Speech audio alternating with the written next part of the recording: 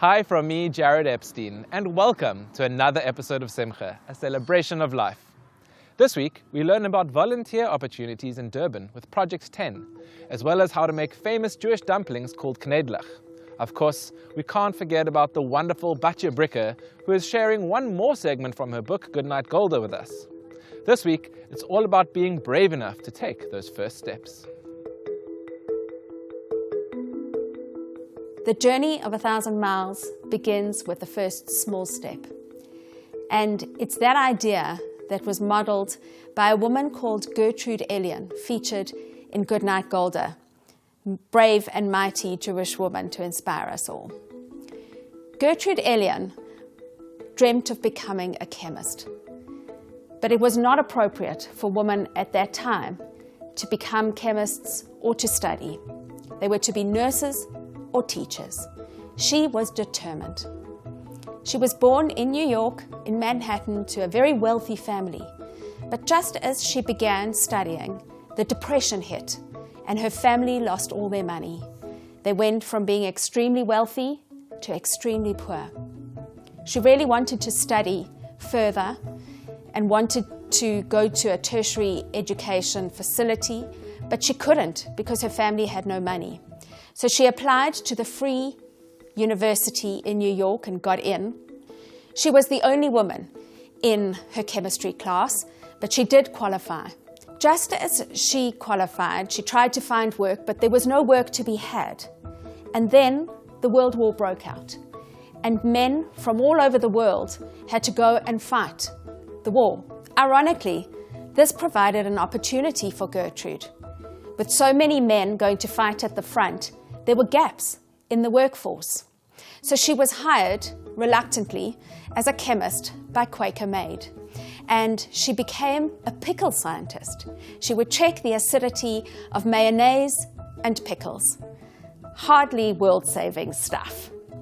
But Gertrude Elion goes on to research and to reach her dream in terms of finding solutions for some deadly diseases. In fact, she wins the Nobel Prize for Medicine at the end of her career.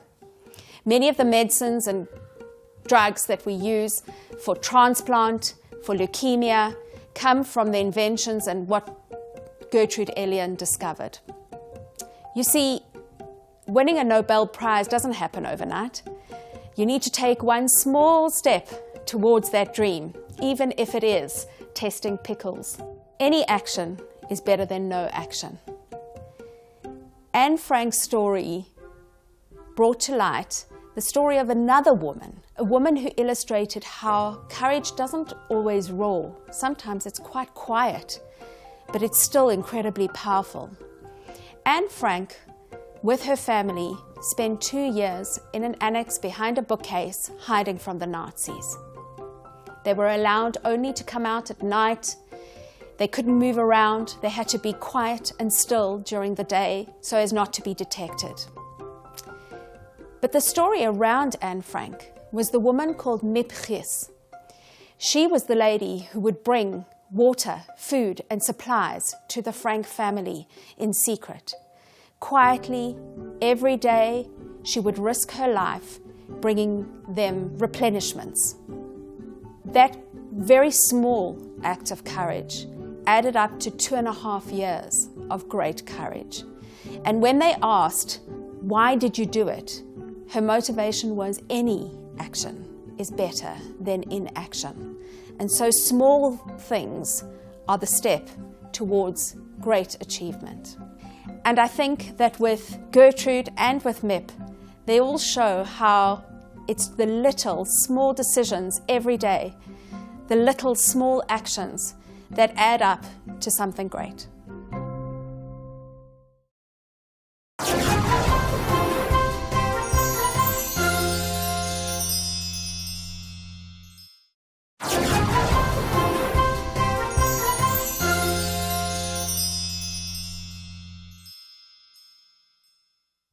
Uganda to Greece, Cambodia to Mexico.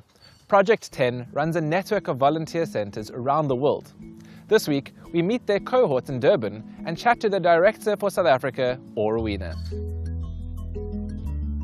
Project 10 is a project that comes out of Israel through the Jewish Agency, and in various places in the world with a population that needs it, works in informal education with kids in the schools. Here in South Africa, we work with a local Black African community in the township of Inanda. Most of our work is in the informal education field. So we come to the schools and we do activities to the kids in the schools to help develop 21st century skills. We do it through different kinds of methods and mostly through games. Kids can learn a lot through games, and we definitely don't want to do it like they learn in the class. We want to have it done through experience and through trying to do more enthusiastic things. So most of our activities going through games, through arts, and through movement activities. I think Project 10 started here just like it started in different places because there's a need. There's a need for informal education. There's a need for 21st century skills. There is a need to do something different to help the kids develop those skills. And we know that the young Israelis that come here have those abilities to give those kids the little thing, the extra that they need. Project 10 has different kinds of delegations that short-term and long-term. We do have Israelis coming to our centers, and we have Jews from the diaspora coming into our centers, and we also have Jewish young adults coming to Israel. The first time I heard about Project 10 was that I was like searching online, I was like, let's do like volunteering work, let's see what's going on about this. And I was like, oh, Project 10, the Jewish Agency. Let's see what about that, because everything that I found out was like in such a short turn of volunteering work. And I was like, I don't want to do 2 weeks of volunteering, I want to do like a long process. And Project 10 was the only place that I saw that there's 3 months of volunteering. So I signed up and I was like, let's see if there's Africa or something like that. I saw a lot of places, Uganda, Ghana, and South Africa. And I was like, let's do it. It was a dream of mine to do this volunteering. Actually, I didn't know anything about South Africa before I came here. It was like, I knew Ghana, I knew Uganda, I knew a lot of different places that we have the project. And if I'm doing something, I wanted to learn something new, completely. I wanted to learn a new culture, and it's very different than Israel. And I just went to the farthest thing I could see. Most of the people that come to Project 10 are young Israelis and young Jewish people from the diaspora that want to give something back. They want to do something and they care, and some of the sicknesses of the world reach out to them and they want to make a change. I think the most amazing thing that I've learned from Inanda, specifically Inanda, is that the kids, they live in such a simple way and they're so happy about it and they're so close to nature. I don't think they really understand how close they are to nature. If it's just like picking up crickets from the ground, it's like, look, I have a little pet. You have a cricket in your hand. And I was like, it's just a cricket. And you understand it's just something that they love to do, or catching the butterflies and just being in the streets and just seeing the view and see them like in nature and living in a very, very simple way. And their imagination is amazing. When people in general speak of Inanda, they're talking about a few townships. Because Inanda is one township, but there's Kwamashu and Ntuzuma and Phoenix and Inanda and the rural areas around it. So it's an area that I think about between 500 and 600,000 people live in. It's an amazing volunteering experience. It's the longest volunteer experience I found on internet before I came, because most of the volunteering, it's for 2 weeks, 3 weeks. Here it's like a full 3 months that you're doing education with the kids, and you're really getting involved in the life and the culture of the country. It's not like a regular thing. Also, when we're coming back to the house, it's not that we're doing volunteers and then we have free time and then we eat and then we go to sleep. We have classes and lessons for us, like international development, education for us to know how to really do something meaningful and not just come and play. When COVID hit, we had to close down the center. I was not here, but we had to close down the center, and it was closed for about 2 years. And we just relaunched. This is the first group that comes in since COVID hit. I started setting up the center when I got in April, and the group came in May. So this is the first group. They're almost finishing up. It was very challenging with the floods, and it was very challenging with getting everything set up. I had a huge help from the Jewish community in Durban and the Zionist Federation. I had Grant and Michelle helping me with setting up everything that I needed. And it was very challenging, but it was very fulfilling. And going to the township after the floods, it gives you a little bit more of proportion of where you are and what you're here to do. It was very difficult to talk to the schools and finding more places to volunteer, but we managed. We're going to Inanda, we're getting inside the car in 9, we're getting to Inanda in like 9:40. Then we have like the break with the kids before we starting the lessons, the activities until 10:30. In the break we're playing with them, their games, jumping on a rope, playing soccer, whatever they like to do, putting some music, maybe dance with them.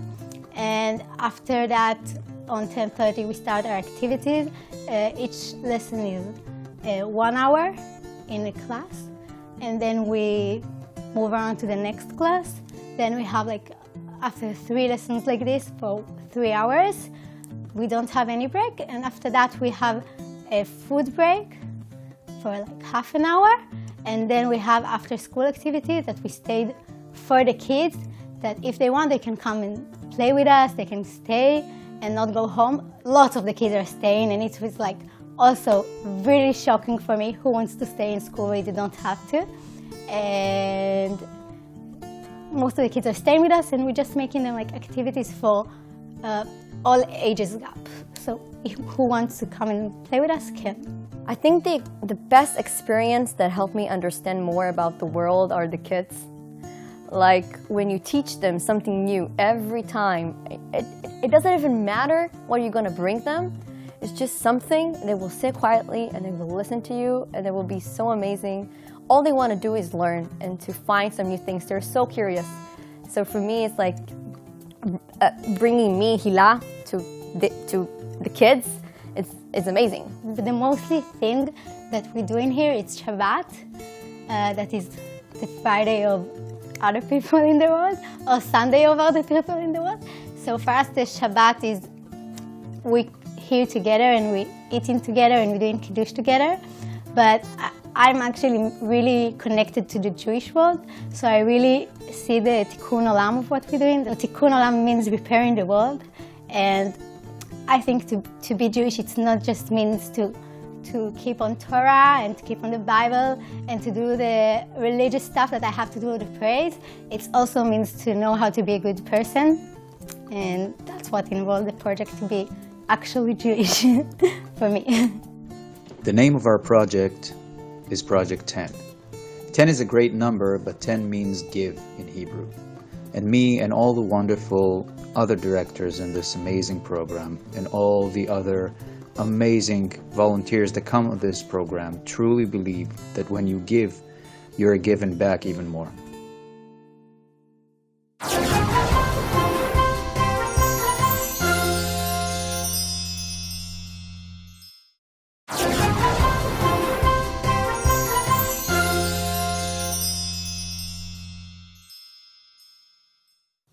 Knedlach or matzo balls are one of those foods that just bring a sense of nostalgia or wholesome, hearty cooking to the table for many who eat them.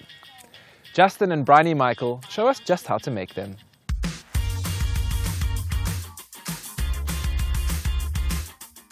Hi, I'm Bryony. And I'm Justin, and today we're going to be making knedlach or matzah balls.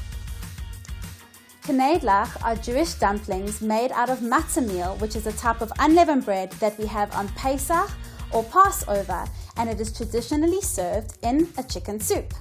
While traditionally we only have matzah during Passover, matzah balls themselves can be eaten throughout the year at any time. Let's look at the ingredients for kneidlach. First we have matzah meal, Eggs, schmaltz, chicken stock, optionally ginger and cinnamon. and salt and pepper. Okay, so let's start making our kneidlach. First we're going to start with matzah meal. It's made from an unleavened bread. As you can see, the matzah meal is quite coarse. It's not too fine. And we use this matzah meal because when the Jews were coming out of Egypt, they didn't have time for their bread to rise, so they had to have unleavened bread. And when you buy unleavened bread, it's usually in the shape of a square, but here we see it's crushed into a powder so that we can make kneidlach, and that's what we usually have on Passover. So that first goes into the bowl. So what we're going to go on next is an optional ingredient. My family likes to put it in ours, and we have a little bit of cinnamon and ginger.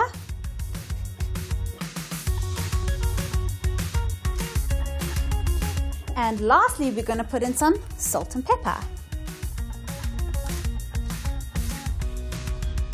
So now we're going to crack our eggs, and we have to check them first before we put them into our bowl, because we have to check for blood spots, make sure that there are no blood spots, so we know that the eggs are kosher to use. So the way that we're going to do that, let me get myself organized here, is we're going to take our egg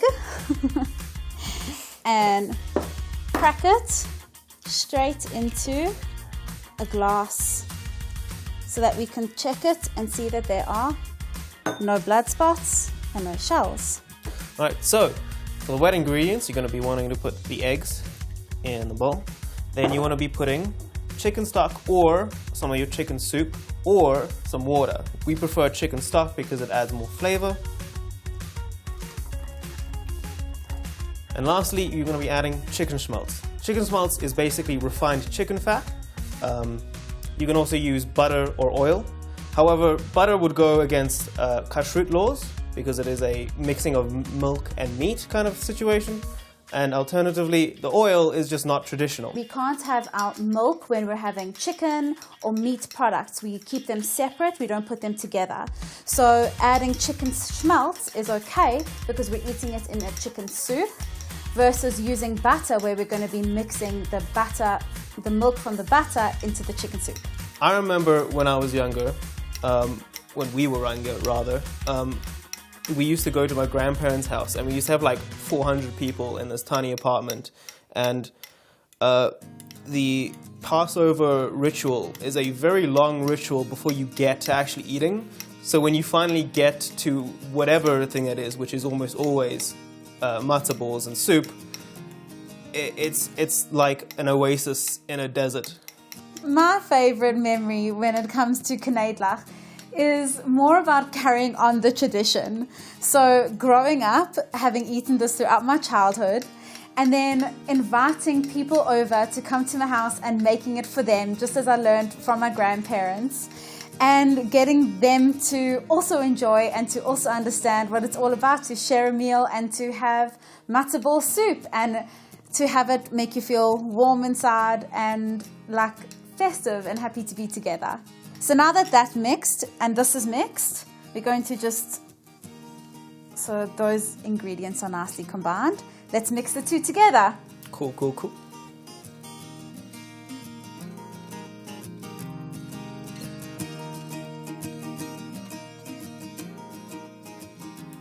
And now we mix. And now we mix. Okay, get all those dry spots. Yes, ma'am. Alright, I think that's mixed. Okay, great. So what we're going to do from here is we're actually going to let it sit. We're going to cover it with plastic and put it in the fridge, or you can put it on the counter if it's only for a little while, because what's going to happen inside this bowl is that all of that dry matzah meal is going to be soaking up all the goodness of the eggs and the soup and the Schmaltz. schmaltz. And once that is all soaked up, you're going to see that the mixture is going to become a lot more firm, which is perfect for us to roll into balls. Okay, so the way that I like to store my mixture is that I take a little bit of plastic, is to actually get it straight onto the mixture so that it doesn't oxidize and dry out, because I want all that moisture to be absorbed into the matzah meal. And now it's going to go into the fridge for either 15 minutes to half an hour, or you can even leave it overnight.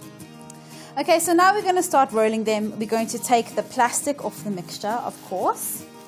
And we are going to each take a part of the mixture, about the size of a walnut. And we are going to use our palms to roll them into balls. Beautiful. So we're going to roll them into balls, put them on our tray, and finish rolling the whole mixture. And always try and keep them smaller than you think that you need them to be, because when you're cooking them, they're going to grow and grow in the water. Okay, so while we're rolling, I'm going to wash my hands and go and put the water on the boil so that we can get these cooked up. Cool. In the meantime, so a fun fact about matzah balls is there is actually a world record for it. Joey Chestnut ate 78 balls in 8 minutes, which to me just sounds like rookie numbers. Okay, so we're going to put them in one by one so that they don't splash everywhere. And we're going to close the lid immediately afterwards to keep all that heat and steam in.